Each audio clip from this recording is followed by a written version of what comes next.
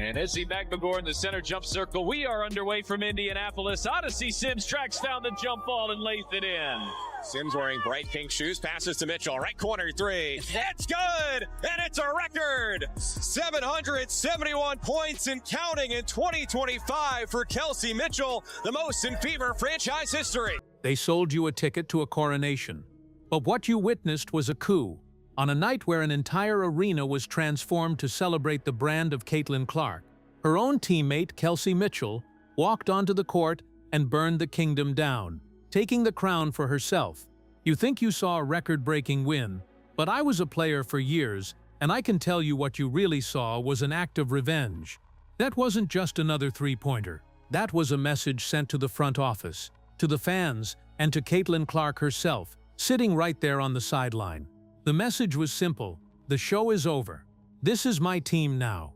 What the cameras didn't show you, what the announcers couldn't tell you, is the vicious behind-the-scenes family feud that proves this was no accident. This was a hostile takeover, and we have the receipts. To understand the betrayal, you have to understand the scene. The Indiana Fever didn't just host a game on August 26th, they hosted a cultural event. The entire night was a meticulously planned ceremony for their injured superstar, Caitlin Clark. Nike chose this game to launch her signature logo, and the organization went all out. The CC symbol was everywhere, on giant displays outside, on banners inside, and on the free t-shirts handed to every single fan who walked through the doors. Thousands of people wore them, creating a unified sea of white, a testament to the one player who had changed everything. The building was no longer Gainbridge Fieldhouse. It was, for all intents and purposes, Caitlin Clark Arena. Fans gushed over the design, a symbol of her unique creative force. Even her coach, Stephanie White, seemed in awe of the moment. This was supposed to be a celebration of the empire Clark had built. But I've been in this league. I know that while the front office is selling a story, a different one is unfolding in the locker room, and the story of the 2025 season hasn't been one of celebration for Clark. It's been one of jealousy. It's a quiet poison in the WNBA, and Clark has been forced to drink it all year. You saw it in the All-Star voting. Despite leading the fan vote by an incredible 1.2 million, her own peers, the other players in the league, voted her as only the 9th best guard. Basketball legend Nancy Lieberman had to call them out on it, begging them to drop the petty jealousy and embrace the woman lifting their entire sport. Even Charles Barkley saw it, condemning the players for their pettiness and saying they couldn't have fucked this Caitlin Clark thing up any worse if they tried. This isn't just about hurt feelings, it's about physical targeting. Clark has been the target of 17% of all flagrant fouls in the league this season, a statistic so skewed it screams of a coordinated effort. 80% of those came from a single team, the Chicago Sky. You watch the tape and you see players like Chennedy Carter and Diamond DeShields delivering intentional cheap shots that have nothing to do with basketball. She's a target, and when she gets hit, when she's laid out on the floor, you have to ask the question that sources close to the team have been asking all year: where are her teammates? Why is no one stepping in? That question was answered in the most brutal way imaginable just before this record-breaking game. The jealousy wasn't just coming from other teams, it was coming from inside her own house. In a series of now deleted social media posts, Kelsey Mitchell's own sister Chelsea launched a vicious public attack on Caitlin Clark.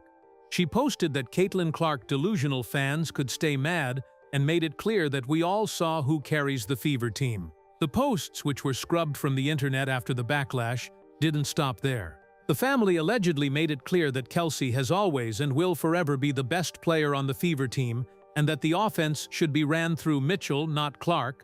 Don't you dare tell me that's just a proud sister speaking her mind. In the world of professional sports, that is a declaration of war. You don't do that. You don't publicly attack the face of the franchise, your own sister's teammate, and expect there to be no consequences. That is a direct reflection of conversations happening at the dinner table. It is the airing of a deep-seated grievance. It was a message from House Mitchell: we are tired of being in the shadows. We are coming for the throne. And so, with the battle lines drawn and the betrayal laid bare for the world to see, the Fever walked into the most important game of their season. They were decimated by injuries, with 5 players sidelined, including Clark. Their playoff hopes were hanging by a thread. The pressure was suffocating. The coach knew it. Tonight from downtown Indianapolis, the Fever welcome in the Seattle Storm with major playoff implications on the line tonight. All right, y'all, look, this is a big one tonight, okay? It's an important one. This has got to be our best 40 minutes.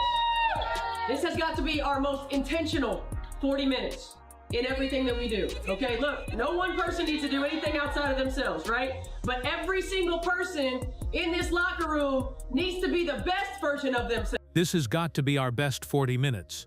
And whose 40 minutes was it?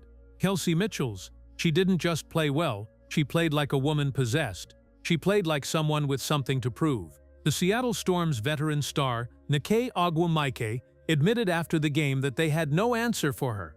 She called Mitchell the head of the snake, the one player they simply could not contain. Every cut was sharper, every shot more determined. While fans were celebrating a logo, Mitchell was reminding them what a leader looks like on the court. She was backing up her family's words with action. This wasn't a solo act. The team, left to fend for themselves without Clark, showed a different kind of toughness. Just minutes into the game, Lexi Hull was involved in a violent head-to-head collision that left her with a massive knot on her forehead and 2 developing black eyes. It was a gruesome hit. Yet, she returned to the game, embodying a warrior mentality that the team rallied around. One of her teammates put it best. She's the definition of tough. That toughness became the team's identity that night. They weren't the high-flying Caitlin Clark show. They were grinders. They were survivors. They were rebounding, playing defense, and following the lead of Aaliyah Boston and the on-court general, Kelsey Mitchell. They were proving, possession by possession, that they didn't need their sideline savior. They were building something new, something tougher, something that belonged to them. And as the final buzzer sounded on a dominant 95-75 victory, the celebration began. But it's what they celebrated that tells the whole story. In the locker room after the game, the energy was explosive. They were celebrating a complete game, a total team effort. Did you catch it? Amid the cheers for the win and for Aaliyah Boston grabbing her 1,000th career rebound, there it was, the line that sealed the coup, set a new franchise record for most points in a single season. That record belonged to Caitlin Clark, and on the night designed to celebrate her, in the arena wallpapered with her face and brand, her teammate, whose family had just declared war on her, quietly and efficiently erased her name from the history books. You cannot convince me that the significance was lost on anyone in that room. It was the ultimate power move. It was checkmate. The irony is so thick, it's suffocating. While this civil war is tearing her team apart, listen to what Coach Stephanie White was saying about Caitlin Clark in the press conference. Listen to the story she's trying to sell while her locker room is imploding. She's a connector. She brings people together. Does she? Or is she the lightning rod that has exposed the deep fractures and jealousies that were already there? The coach is feeling intense gratitude for being part of this moment, but the moment isn't one of unity. It's one of division, betrayal, and now revenge. Mitchell didn't just break a record, she shattered the narrative. She proved to the front office and the world that this team can win, dominate, and break records without Caitlin Clark on the floor. She proved her family right. She proved she can carry this team. So what happens now? That's the terrifying, unanswered question hanging over this franchise. Clark's return is no longer a simple matter of when her groin injury heals. Coach White has laid out a series of demanding, almost punishing conditions for her return to the court. Gets hit in the head there at the beginning of the game, comes back in. If you could just speak to her toughness and what it meant seeing her fight through what sure was not very pleasant. I feel like Lexi's the definition of tough. Yes. I think when you just think of her as a player, the way that she hustles, she likes to get loose balls, extra offensive possessions.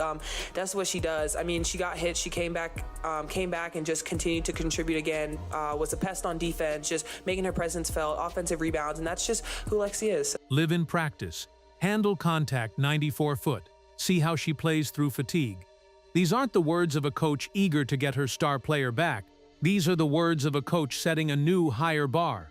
A coach who has just seen an alternative that wins. An alternative led by Kelsey Mitchell. Caitlin Clark is not coming back to a team desperate for a savior. She's coming back to a team that just proved they don't need one.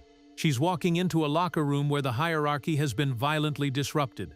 The loyalty is broken. Her staunchest supporter on the court, Lexi Hull, is playing through a serious head injury, and her biggest rival is now the team's record-breaking hero. The Caitlin Clark Show has been officially canceled, replaced by a gritty, tough, defiant group led by the very player who felt so disrespected by its existence. The war for the soul of the Indiana Fever isn't over. It's just getting started.